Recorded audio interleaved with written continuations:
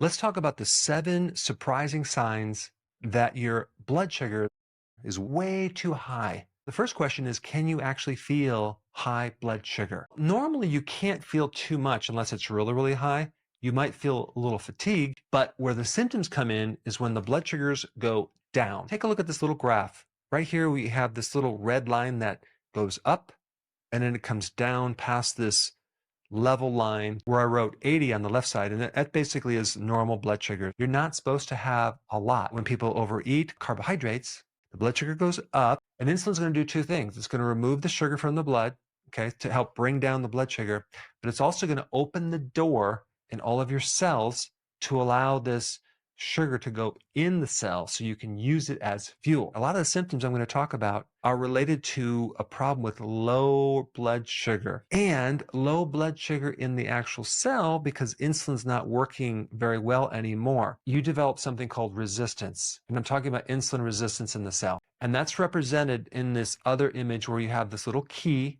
being insulin, and in the cell, you have this little lock in there, right? That's the receptor for insulin. That key is not fitting into the lock anymore. Then you get all these symptoms that I'm going to describe next, now that you understand what insulin and insulin resistance really is. The first one is super common, and this is excessive urination. If you have to get up through the night to urinate, suspect you have a blood sugar problem. Now, I'm not talking about diabetes.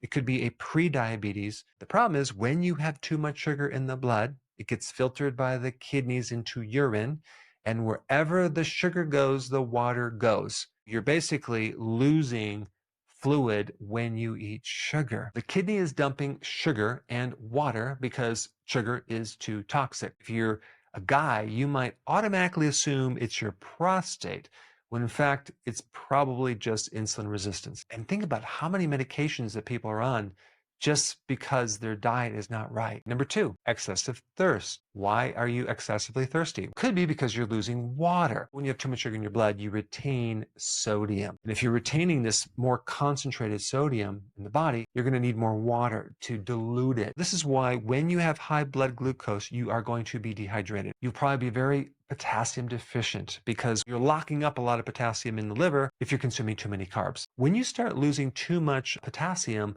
then you can't sleep, your heart rate goes up, your blood pressure might go up, you might have a lot of issues with that. Number 3, skin changes, especially in the folds of the body, like the folds of your neck, underneath your armpit. The skin becomes a little bit darker because you have too much glucose. The darker folds around your body just basically mean you got blood sugar issues. Number 4, brain fog and fatigue. Now, I had this for years, and I had no idea it was my blood sugar. I was eating a lot of carbs. I was trying every single vitamin. It never worked. I had such brain fog. It was terrible. You are getting literally starvation of glucose or fuel inside. The neurons are just starving for fuel, and they just can't work anymore. If I continued on that path, I probably would go right into dementia, because that's what dementia is, starvation of the neurons. Number 5, mood swings. If someone's cranky, they're highly irritable,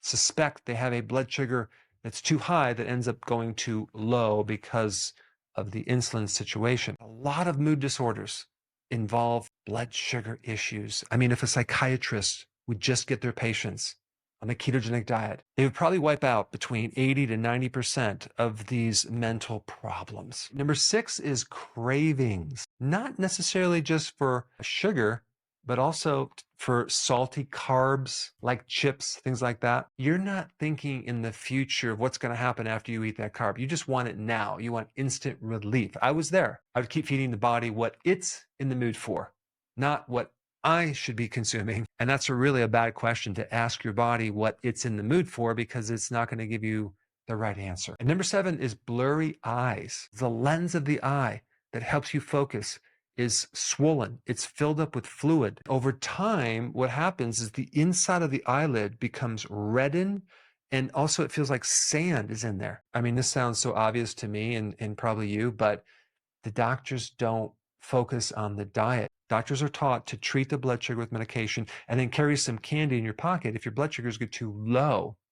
And I feel bad for some of these medical doctors that go into medicine because they really want to help people. But unfortunately, some of the tools that they're taught are not the best tools to fix a problem, only to manage a problem. I run into people all the time that they're diabetics and their diabetes is being managed and they think that's a total solved problem. But in fact, it's not. And sometimes I have to withhold my suggestion because honestly, they can get rid of this in a few weeks, maybe up to a month. A couple things about how to solve this problem. You want to run your body on a different fuel. We want to lower glucose, and then the body is automatically going to start switching to a different fuel source, and that's called ketones. Ketones come from your fat. This is why you're going to lose weight. The way to get your body to burn ketones is to lower your carbohydrates below 50 grams per day.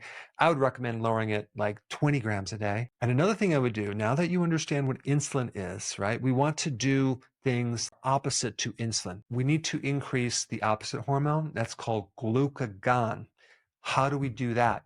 We do that by consuming high quality protein, red meat or fish or even eggs. Super important. And that protein will trigger the opposite hormone and help bring you back to a good blood sugar situation very quickly. An A1C measures your blood sugars over a period of 120 days. You're measuring how much glycated protein you have in your blood. When you combine sugar to your hemoglobin, that's protein, then it's glycated. The more percentage of your blood protein, hemoglobin, that is glycated, the more severe diabetes you have. There's one little thing I want to mention about this.